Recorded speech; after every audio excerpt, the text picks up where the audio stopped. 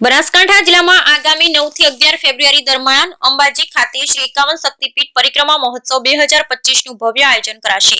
શ્રી 51 શક્તિપીઠ પરિક્રમા મહોત્સવના આયોજન સંદર્ભે જિલ્લા કલેક્ટર શ્રી મિહિર પટેલના અધ્યક્ષસ્થાને સમીક્ષા બેઠક યોજાઈ।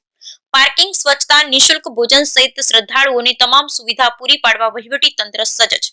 ગુજરાત સરકાર, ગુજરાત પવિત્ર યાત્રાધામ વિકાસ બોર્ડ તથા શ્રી આરાસુરી અંબાજી માતા દેવસ્થાન ટ્રસ્ટના સંયુક્ત ઉપક્રમે અંબાજી ખાતે શક્તિપીઠ પરિક્રમા મહોત્સવ 2025 નું આયોજન કરાશે।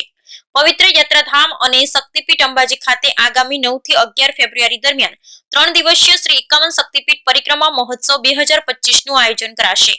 આ મહોત્સવના સુચારુ, સુવ્યવસ્થિત અને સુંદર આયોજન તથા વ્યવસ્થાઓના ભાગરૂપે કરવાની થતી કામગીરી માટે પાલનપુર કલેક્ટર કચેરી સભાખંડ ખાતે જિલ્લા કલેક્ટર શ્રી મિહિર પટેલના અધ્યક્ષસ્થાને વિવિધ અધિકારીશ્રીઓ સાથે સમીક્ષા બેઠક યોજાઈ હતી।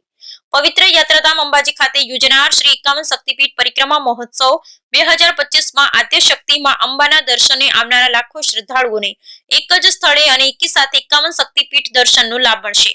આ વર્ષે યોજાનારા આ મહોત્સવમાં ગુજરાત તથા અન્ય રાજ્યોમાંથી મોટી સંખ્યામાં શ્રદ્ધાળુઓ ઉમટી પડશે।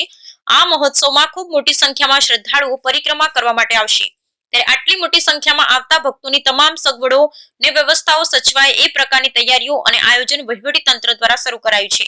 આ બેઠકમાં જિલ્લા કલેક્ટર શ્રીએ વિવિધ વિભાગોને સોંપવામાં આવેલી કામગીરી અંગે સમીક્ષા તથા જરૂરી સૂચનો કર્યા હતા, જેમાં બસનું સંચાલન, સ્વચ્છતા જળવાય, પાણી અને પાર્કિંગની વ્યવસ્થા, પ્રચાર પ્રસાર, શ્રદ્ધાળુઓનું નિઃશુલ્ક ભોજન વ્યવસ્થા વગેરે બાબતે ચર્ચા કરાઈ હતી।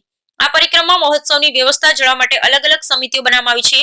આ મહોત્સવમાં અંબાજી ખાતે પહોંચતા ભક્તો માટે બસના પાર્કિંગ સ્થળેથી ગબ્બર સુધી જવા માટે મિની બસની વ્યવસ્થા કરાઈ છે। દિવસ દીઠ જુદા જુદા કાર્યક્રમનું આયોજન કરાશે। સાંજે સાંસ્કૃતિક કાર્યક્રમનું આયોજન કરાશે। આ બેઠકમાં જિલ્લા વિકાસ અધિકારી શ્રી એમ.જે. દવે, જિલ્લા પોલીસ અધિક્ષક શ્રી અક્ષરાજ મકવાણા, સર્વે પ્રાંત અધિકારીશ્રીઓ, અંબાજી વહીવટદાર અને અધિક કલેક્ટર શ્રી કૌશિક મોદી સહિત સંબંધિત વિભાગના અધિકારીશ્રીઓ ઉપસ્થિત રહ્યા હતા। Bureau report Ramjibhai Raygur.